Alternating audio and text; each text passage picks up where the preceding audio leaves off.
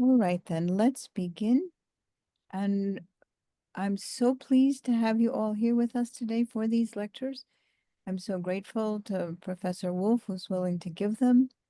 So pleased to have our visitors from Germany. And I will now turn this session over to you, Father True, to start the introductions. Yes, thank you, Doctor. So, dear Dr. Storm, Dr. Wolfe, and all participants, first of all, on behalf of the St. Joseph Jesuit Scholastic community and all participants in this lecture series today, I would like to extend our gratitude to Dr. Storm, eminent professor of philosophy from St. Louis University, as well as Ignatian Scholar Corporation for organizing this program and for providing St. Joseph Jesuit Scholastic case with the opportunity to host it.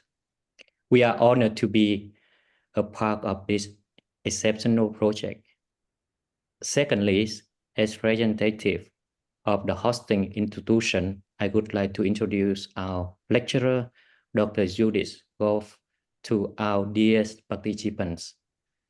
Dr. Judith is Professor of Philosophical Theology at University of St. Andrews, Scotland. Born in Vienna, Dr. Judith studies in Jerusalem and offers and taught in Berlin offers before joining the Universities of St. Andrews in 2014. She researches and teaches in systematic and philosophical theologies, as well as in theology and the arts.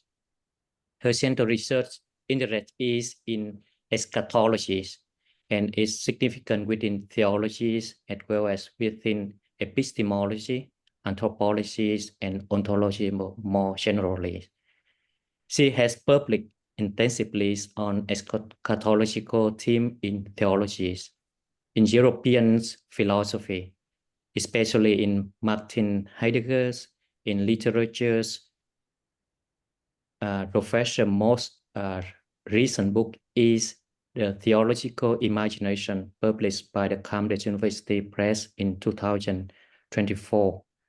Besides, Professor served as general editors on the editorial boards of many international journals, including author studies in philosophical theologies and the Journal of English Studies. She has been an invited speaker at academic conferences, seminars, and workshops in the UK, USA, across Europe, and even in the Middle East. So she also spoke on the BBC radios and on PBS programs named Closer to the Truth. So thank you, Professor, to offer us opportunity to attending the lecture today. Thank you. Thank you very much. Thank you.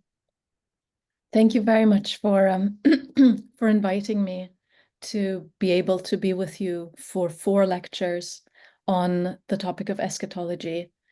I don't know how much the participants here have already studied eschatology, so I will give you something that will hopefully be useful both to people who have already studied the topic and to those who are relatively new to it. And I will try to consider how it can best be helpful to you in contexts of dealing with parishioners or with fellow workers or with those in your community. I will share my screen because I think it will be easier to follow along if there are some words and images on the screen. And I would be very happy to make the slides available to people afterwards. So if you would like to have them rather than having to take notes, then I will be very happy to do that. Now, eschatology, as I'm sure you all know, is the study of the last things.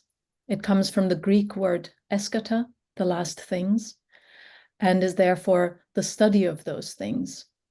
Now, traditionally, the last things in Christian theology have been enumerated as 4: death, judgment, heaven, and hell. That typology was, or that enumeration was established in the Middle Ages and has continued until this day.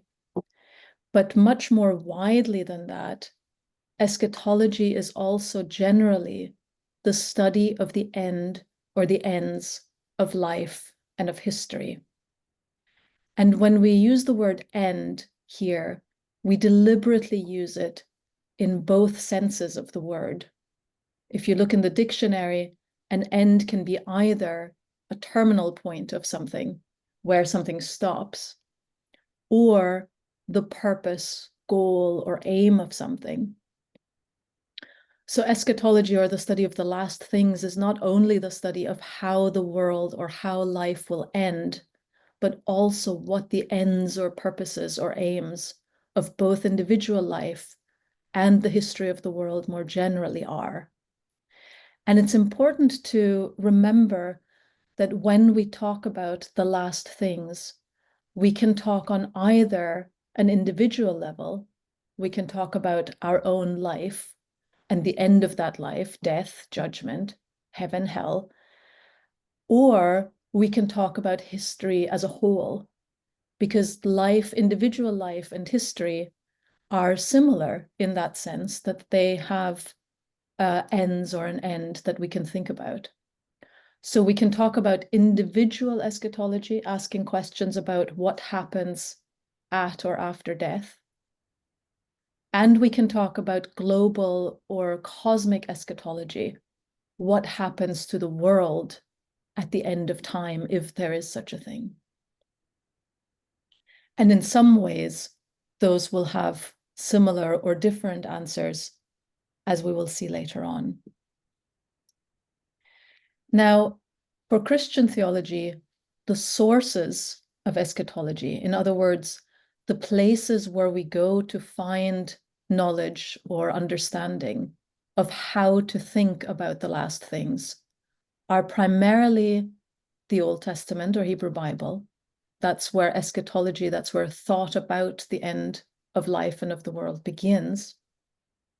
The New Testament, because there are things, there are new conceptions of the end of life and of history that appear in the New Testament that have already begun in the Old, but are also fundamentally new in the New Covenant.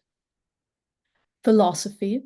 Philosophers have had important thought about what we can imagine the end or ends of life to be. And then also things like personal experience, experiences of those who have died, experiences of our own sense of the purpose of life, and so forth. And other sources, literature, art, music, many things can contribute to how we imagine what comes at the end. Now, the question, of course, is why does it matter? Why does it matter to think about what might be after death or at the end of history? It matters because whenever we think about life, about the world, about the meaning of things, we think about them in terms of what they move towards, what kind of end or end point we think something that we're living through in the moment will have. We orient ourselves by that which we think will come or will come of something. And this can be a straightforward case of teleology, of something that is there for a specific purpose which it will grow into. The most famous example is the acorn and the oak tree, at least here in the West. We can think of it in terms that Paul mentions in the New Testament, the running of a race or the setting of a particular goal. If an activity has a specific goal, then everything we do will be subordinated, will be geared towards that goal.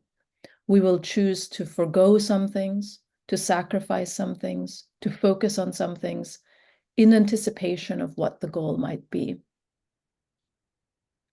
There are many stories that have a particular structure.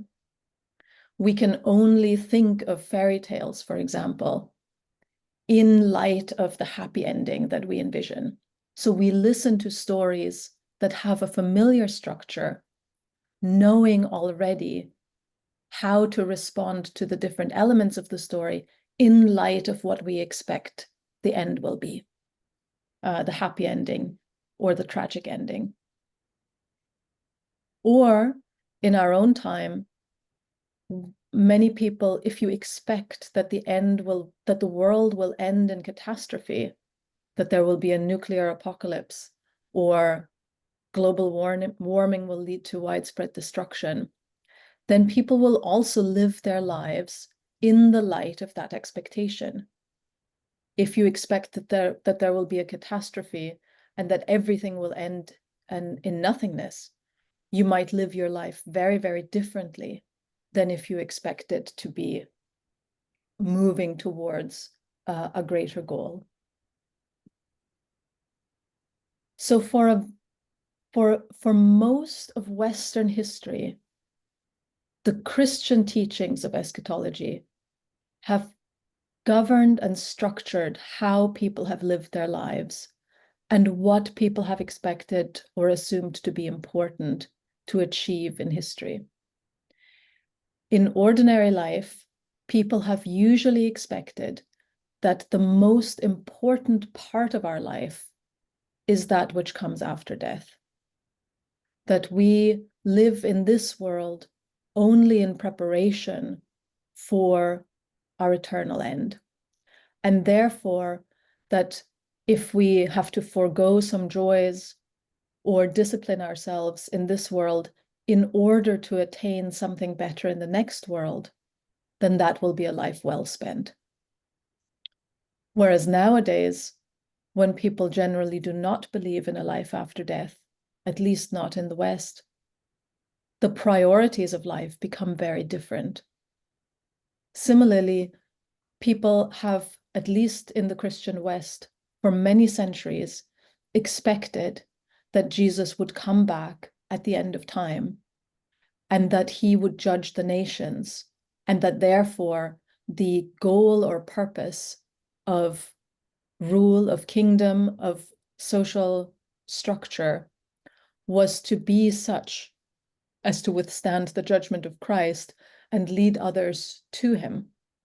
That is an eschatological goal in the same way that the hope for eternal life for the individual is an eschatological goal. And so people structured whole societies according to a particular understanding of eschatology, which they now, for the most part, no longer have. It's worth pausing for a moment and saying that although a general Christian understanding of eschatology was dominant, at least in the West, there are at least two very different models or visions, even within Christianity itself, of what the eschatological end would look like, both on an individual level and on a global level. We'll come back to this in much more detail in the last lecture, but I want to highlight it here just so we already have the vocabulary. And what I'm thinking of primarily is that for the first part of Christian history, most Christians expected primarily a resurrection of the body at the end of time. In other words, the outcome of salvation was the resurrection of the body and a new heaven and a new earth that was physical and communal that Christ would rule over. Whereas increasingly, under the influence both of Greek philosophy and later of medieval philosophy, increasingly Christians came to think of the eschatological end not so much as a new physical life on a renewed earth, but rather as an immortal life of the soul in heaven, in other words, in a different place. And I've given you here two different hymns, one on this slide and then on the next slide, that give you examples of how these different conceptions of the eschatological end have been expressed in popular hymns.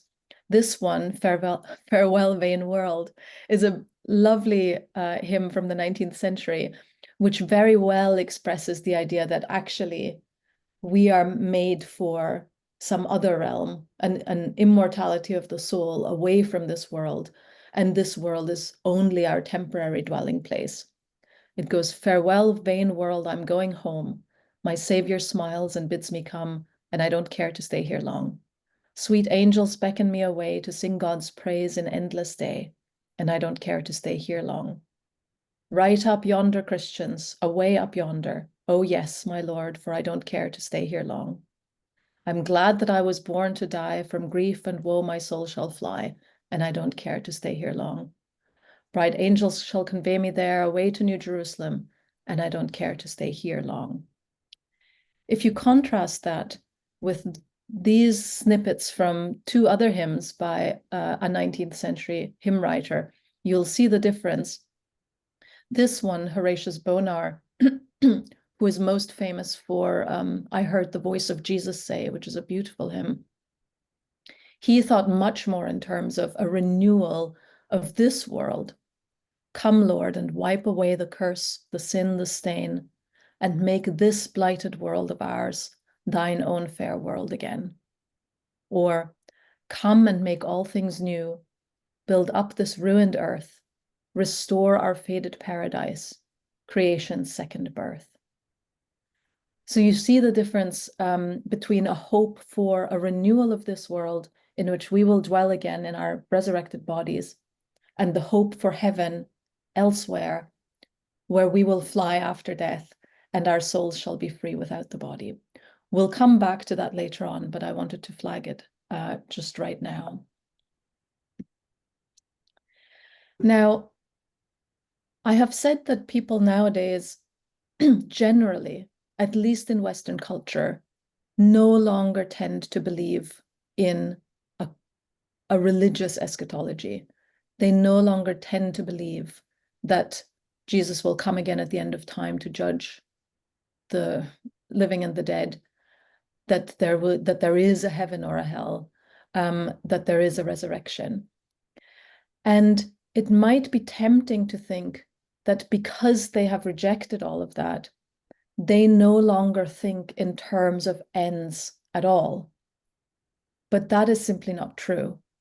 I think that instead what we see in our culture is that people have all sorts of often not very well expressed ideas and questions and fears about what might come at the end of life or at the end of history. And they express those questions and those ideas and those fears in all sorts of ways, through art, through culture, through science, and through politics. So I've put here just a few of the very, very many film posters of films that have come out in the last 20 years or so. 2001, A Space Odyssey, earlier than that, but which express people's visions or imaginations of an end of the world and try to think about what it might mean that our world might come to an end. And of course, there are equally many films, books, and other things that try to think about what might come after death. Or, which is more often the case, there are scientific projects, technological projects, and political projects that try to create a utopia or a heaven or a messianic kingdom. In other words, it seems to me that what has for a long time been a religious question, the religious question, what comes after and how do we prepare for it, in our own time has become primarily a political and a technological question.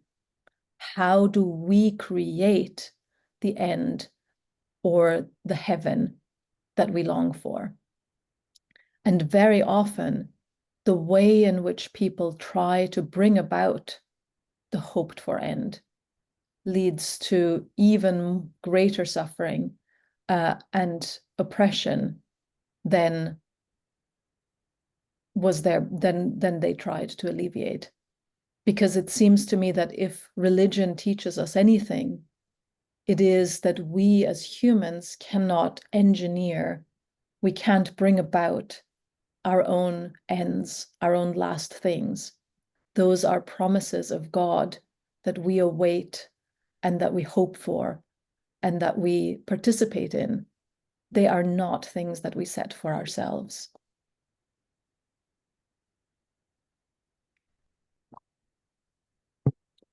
So after this brief introduction to why I think that eschatology is an important topic, which has everything to do with both the essence of Christianity, the deepest sources of Christianity, and everything to do with our own culture and how we live in it, I will go back in the rest of this lecture and look at the very earliest sources of our eschatological thinking.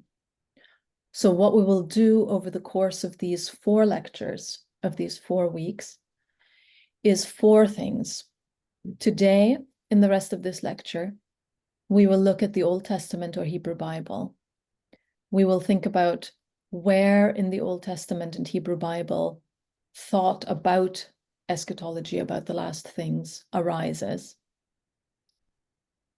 And partly what we can learn from it. Next week, we will look at the New Testament and at ancient philosophy. The New Testament, as we've said before, brings so many fresh perspectives to the longing for the last things that we see in the Old Testament. And the New Testament also is in dialogue with ancient philosophers who were thinking about these things. In the third lecture, which I believe will be 2 weeks later, we will look at how differently people thought about eschatology in the course of history. Depending on their situation, people had very different ideas about how to imagine both the end of life and the end of history. And there are certain factors that influence what kind of eschatological expectation is dominant. So we will look at some of those things. We will look at what happens to people in times of persecution, what happens to people in times when the church is dominant and rules, what happens when there are major innovations. All of those things affect how people think about the end. But conversely, how they think about the end also affects how they deal with those situations.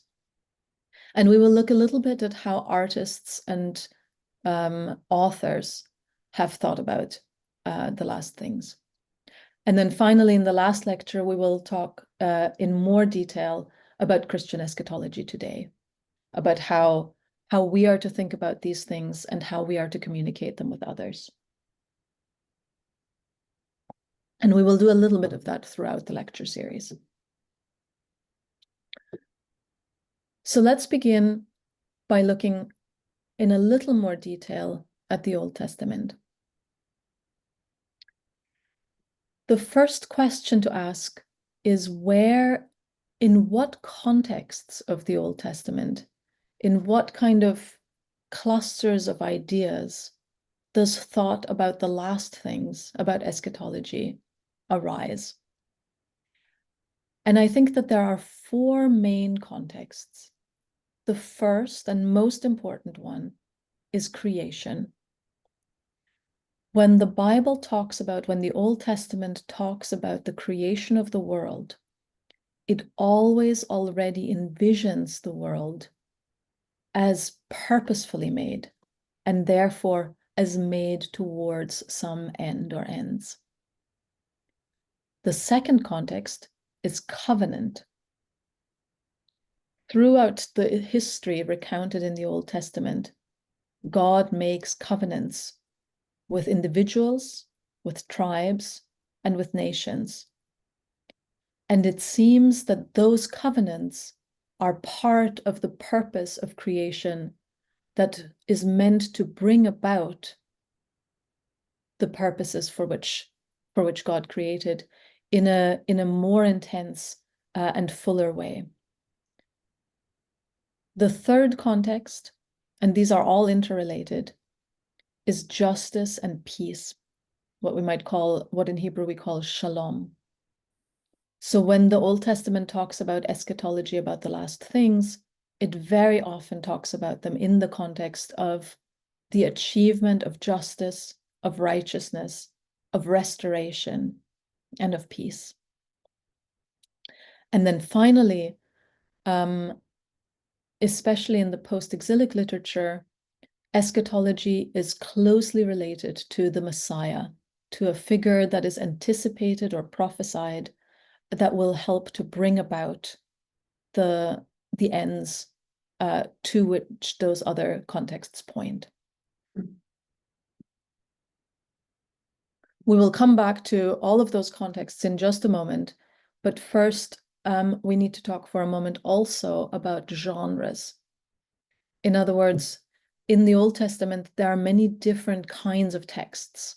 There is law, there is history, there is story, there is poetry, there are proverbs.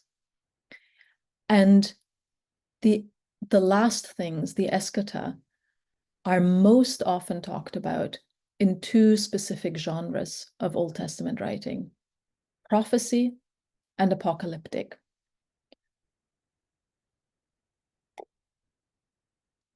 Prophecy is relatively self-explanatory. The prophets are those who speak for God and on God's behalf, often about the future. And we have collections of their sayings, the major prophets and the minor prophets. And many of the sayings of the prophets pertain to specific events that are relatively close by, that are relatively imminent.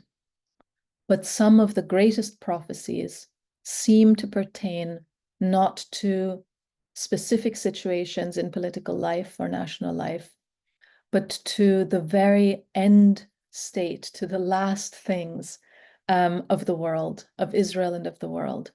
And so some of the greatest promises of what the end of life and of history will be are found in the major and the minor prophets.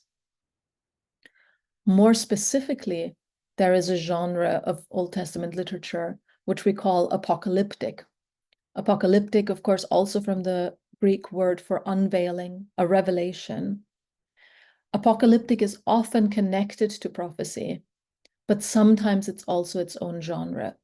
And I've put here on the slide the definition of apocalypse by a group of scholars that was tasked with defining this particular genre, which appears both in the Old Testament itself and in a lot of Jewish literature that was written at the same time.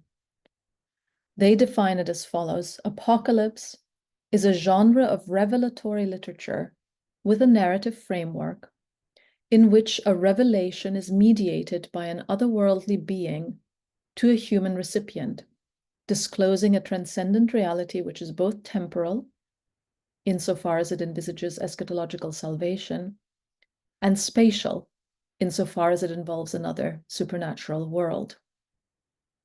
And there was an addition proposed to this definition, which ran, and this revelation is intended to interpret the present earthly circumstances in light of the supernatural world and of the future, and to influence both the understanding and the behavior of the audience by means of divine authority. So I think this is really important because it brings us back to the point we made earlier, that to think about the last things is not only to think of something that might happen in the future, it's also to think of one's present life in light of that future. It's to decide to make decisions and to take actions now in light of what we think the future will hold or what we think our purpose is. So there is a lot of literature in the Old Testament and around the Old Testament that takes the form of apocalyptic literature. And it's sometimes difficult to interpret what features of that are literary features, are customary for a particular kind of literature, for a particular genre, and which aspects we are to take as literal revelation from God. So that's a big debate among people who study apocalyptic literature, to interpret to what extent the visions of the end or the visions of heaven that are described in that kind of literature can be taken as prophetic in the narrow sense. In other words, can be taken as direct revelations of what things will be or what God's throne is like, or whether they are traditional literary features of a particular kind of genre, which we might not want to take literally. That's a big question, and that question also touches the interpretation in the New Testament of the book of Revelation, but we'll come to that in next week's lecture. All right, so for the rest of this lecture, I want to take in turn the four contexts, the four sort of frameworks within which eschatology appears in the Old Testament. And as I've said before, the most important such context is creation. We cannot think about creation in the Old Testament or in the New Testament without also thinking about eschatology, because creation and eschatology, protology and eschatology, are inseparably connected. If there is a God who creates purposefully, if there is a God who creates with intention, then he creates also with a particular end in mind. And so the account of creation already has hints of what that end might be. So we'll read briefly from Genesis 1 and the beginning of Genesis 2, and that's on the slide. Then God said, "Let us make humans in our image, according to our likeness, and let them have dominion over the fish of the sea, and over the birds of the air, and over the cattle, and over all the wild animals of the earth, and over every creeping thing that creeps upon the earth." So God created humans in his image. In the image of God he created them. Male and female he created them.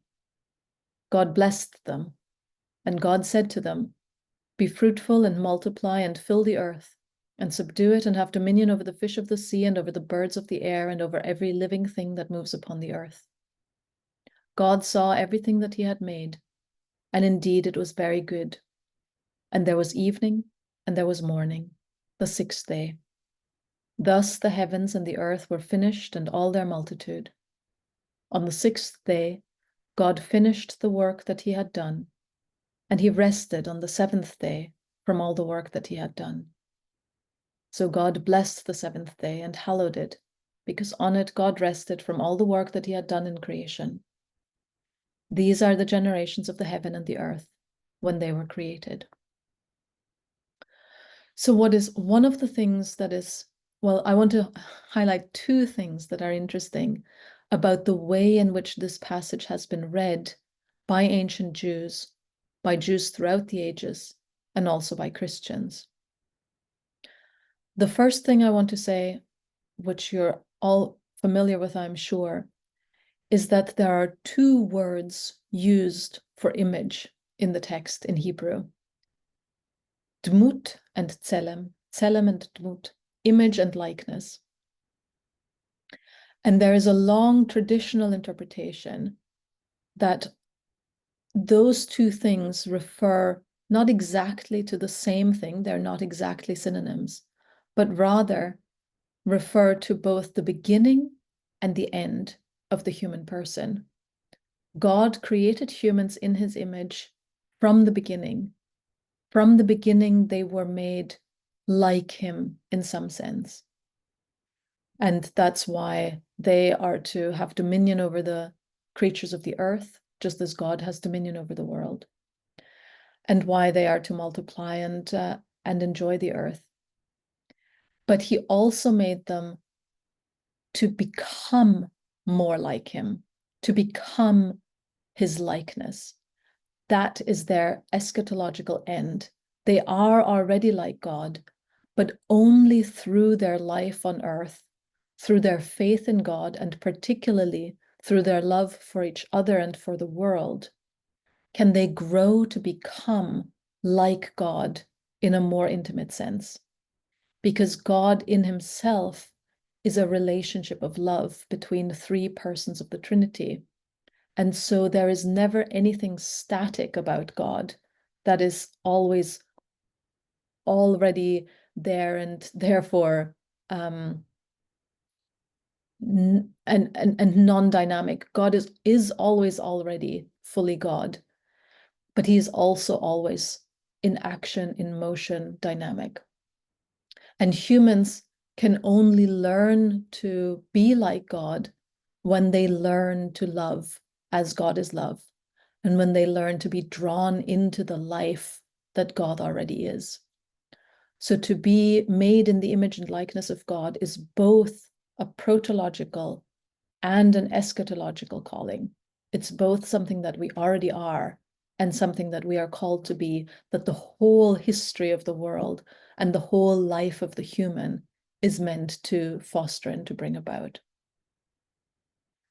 Secondly, this is a story of creation in 6 days, and creation, according to this narrative, is finished on the 6th day, and God rests on the 7th day. But ever since the beginning of interpretation, perhaps ever since this passage was put down in writing, the Jewish people have thought of this narrative also as a history of the whole world as it is unfolding now. In other words, they have also thought of the last of the 6th day, not only as a story about the past, but also as a prophecy about the future. It will be in the end that we will come to the day of rest, because creation, although in some sense already finished, already complete, is in another sense still incomplete. It is still ongoing. We are still creating the world, just as we are still being made and are becoming to be in the likeness of God. And so the 6 days of creation are, in a sense, a foreshadowing of the whole history of the world as we are to expect it. And that's why when Jews celebrate the Sabbath and rest on the Sabbath as the 7th day, they are not only remembering the past, they are also anticipating the future. They are already taking part in the Sabbath rest, which they hope and trust will be their lot at the end of time. So creation and eschatology mirror each other, and they are intimately connected.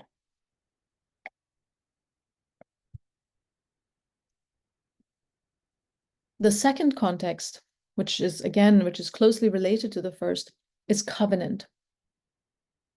When we look at the story of creation in the context of Genesis as a whole, we see that God seems to have created the world in part in order to establish covenants with people.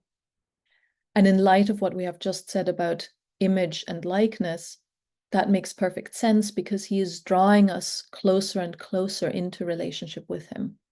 And his covenants with Noah, with Abraham, with Moses, are ways of drawing people into closer relationship with him, of learning his purposes for creation, and of coming to participate in his purposes for creation. And there are many places in the Old Testament, and I've only put one on the slide. There are many places in which it suggests that God makes covenants in order to bring about the eschatological end, and that end will take the form of a new covenant, of a new kind of relationship of God with his people. Because if God made the world at all, He made it in order to be in relationship with him. And the way he establishes relationships is by covenants. So here is Jeremiah 31. The days are surely coming, says the Lord, when I will make a new covenant with the house of Israel and the house of Judah. It will not be like the covenant that I made with their ancestors when I took them by the hand to bring them out of the land of Egypt, a covenant that they broke, though I was their husband, says the Lord. But this is the covenant that I will make with the house of Israel after those days, says the Lord. I will put my law within them, and I will write it on their hearts, and I will be their God, and they shall be my people. No longer shall they teach one another or say to one another, know the Lord, for they shall all know me, from the least of them to the greatest, says the Lord. For I will forgive their iniquity and remember their sin no more. So just as we've said, the aim of the covenant of establishing a formal relationship to God is to know him, to be drawn closer to him. And the aim of the new covenant that is promised for the end of time is for all people to know the Lord and for their sins to be forgiven, for the law no longer to be memorized, but to be written on their hearts. So in light of passages like this, it comes to seem that all the covenants that God has made are only preparations for the covenant that he wants to make with them at the end of time. So just as we saw in other domains, to think eschatologically, to think about this new covenant that is promised, is also to think in new ways about all the other covenants that are recounted in the Old Testament, because it seems to be that this is the blueprint for what God wants to achieve by making covenants. And if we see that, then we can also reflect more fully on what God might have intended with the covenants that he made earlier in history with Noah and Abraham and Moses. So again, eschatology is not just thought about a possible future, but also a new kind of thought about the present and about the past. The third big context again arises out of those two. These are all interrelated. And that context is the context of Shalom, of righteousness and peace. When the Old Testament talks about the eschaton, about the last things, about the Messianic kingdom, it almost always talks about that in terms of a restoration of true peace. And the Hebrew word shalom is an extremely powerful word because the same root, the same basic word means peace, but it also means wholeness. It means to finish. It means something that is paid off. So there's a whole range of connotations that come with this one word, which we translate as peace, of fulfillment and of completion and of peace. And again, I've just put one passage among very many that could be chosen, which exemplifies a prophecy of eschatological peace. And this is from Micah 4. In days to come, the mountain of the Lord's temple shall be established as the highest of the mountains, and shall be raised up above all the hills. Peoples shall stream to it, and many nations shall come and say, come, let us go up to the mountain of the Lord, to the house of the God of Jacob, that he may teach us his ways, and that we may walk in his paths. For out of Zion shall go forth instruction, and the word of the Lord from Jerusalem. He shall judge between many peoples, and shall arbitrate between strong nations far away. They shall beat their swords into plowshares, and their spears into pruning hooks. Nation shall not lift up sword against nation, neither shall they learn war any more. but they shall all sit under their own vines and under their own fig trees, and no one shall make them afraid, for the mouth of the Lord of hosts has spoken. So here we have a vision of judgment whose ultimate aim is peace. There is no peace without righteousness, but the end of righteousness is not punishment, but peace and a life without fear. And in this vision that we read here in Micah, it also becomes apparent that the covenant with Israel, or that Israel as a nation, has a purpose of being a light, an instructor, a messenger to the rest of the world. That it's not just chosen for its own sake as God's special possession, but rather as a light to the nation. For out of Zion shall go forth instruction and the word of the Lord from Jerusalem. In other words, we had the very large scale of creation, the focus of the covenants, and now we open out again. The covenants are there for the benefit of the whole world. The whole world shall be transformed. And this again makes us think differently about how life is to be lived as a nation, as a community in the present, if the aim of it shall be that all shall live in peace with each other. Now, finally, the final context is that the one who is meant to bring about all of this is in the Old Testament called the Messiah, or he is called by many other words, but there is a repeated prophecy that all of this will be brought about, not just through the nation of Israel, but through a particular individual who will represent Israel and who will also be a light to the nations. And I've picked, again, just one of very, very many passages, particularly in Isaiah 9, for a child has been born for us, a son given to us. Authority rests upon his shoulders, and he is named Wonderful Counselor, Mighty God, Everlasting Father, Prince of Peace. Great will be his authority, and there shall be endless peace for the throne of David and his kingdom. He will establish and uphold it with justice and with righteousness from this time onward and forevermore. The zeal of the Lord of hosts will do this. So one of the things that is so remarkable and fascinating about the mindset of people in the Old Testament, and really of Jews even down unto this day, is that they live in expectation of someone to come whom they do not yet know.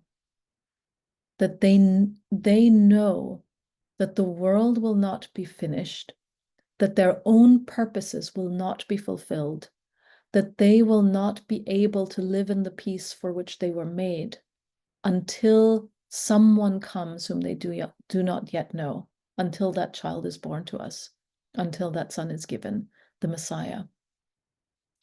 And so there is a sense in the whole Old Testament of a constitutive incompleteness of the world as it is now, a sense of living still in anticipation of what is to be and what they were created for. And there are many attitudes, of course, to this. We see people who wait patiently. We see people who wait impatiently. We see people who want to bring about the Messianic kingdom by their own force. We see an impatience that leads them to turn away to other gods or to idols in order to bring about this peace more quickly. But always their life is defined by a looking forward to what is not yet there. And in the New Testament, of course, the reason why eschatology, why the thought that pervades human life is so different, is that there is a confidence, a sense that the Messiah has been born, that the Messiah has come, even though, as we will see in the New Testament, the end of the world has not yet come, even though Christ has already appeared. And really the defining question of the disciples in the New Testament, of the writers of the New Testament, is how is it that the Messiah has come and yet the world is not yet fulfilled? These other prophecies of the Old Testament that go hand in hand with the prophecy of the Messiah are not yet fully instantiated.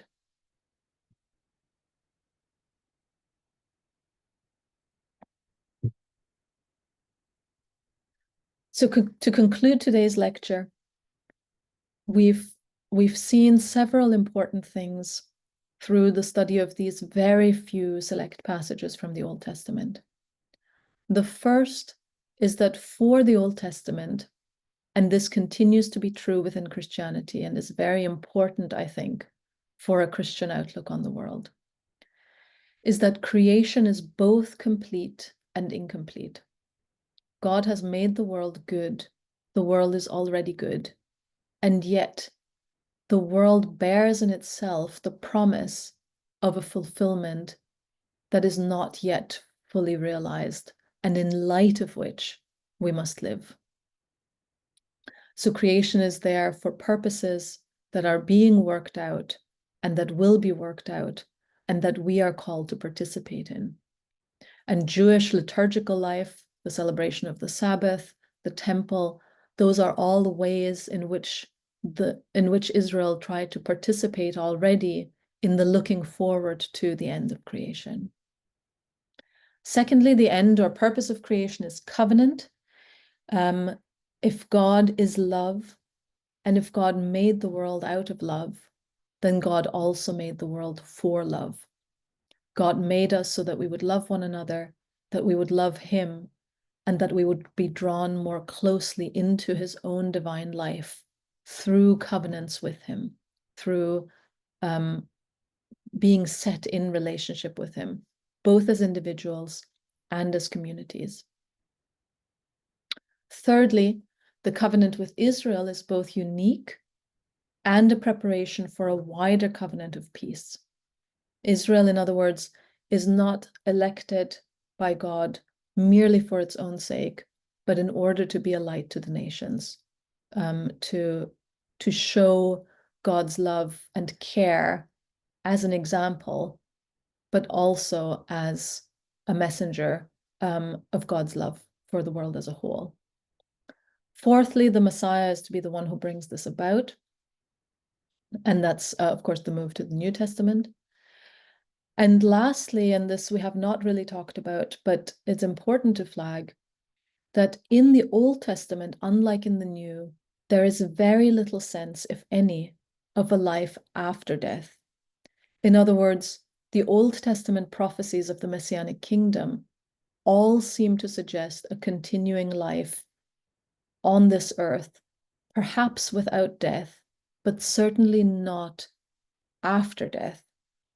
The possible exceptions here are Ezekiel, the prophecy of the dry bones, although those seem to be more about a restoration of Israel than about a restoration of the individual. And the book of Job, the famous confession, I know that my Redeemer lives, which seems to suggest that even after his death, he will see God. But as we will see next week, one of the great new thoughts of the New Testament, because of the death and resurrection of Jesus, is precisely that death is not either the end of life or something that therefore has to be postponed or pushed into the future, but rather that death is something that is to be overcome, something after which something new life will come. And we will look at that more closely next week. So I hope that that has been a useful contextualization of where eschatology appears in the Old Testament, and also in the introduction of why it's important for us to think about eschatology not only in dogmatic terms as the four last things, but also in literary terms and in historical terms about how eschatology arose and how it has influenced the life both of Israel and of Christianity. And I look forward to talking next week about the New Testament and about the Greek philosophical thought to which it sometimes responds and with which it's in conversation, and then to look ahead to later history and to today. Thank you.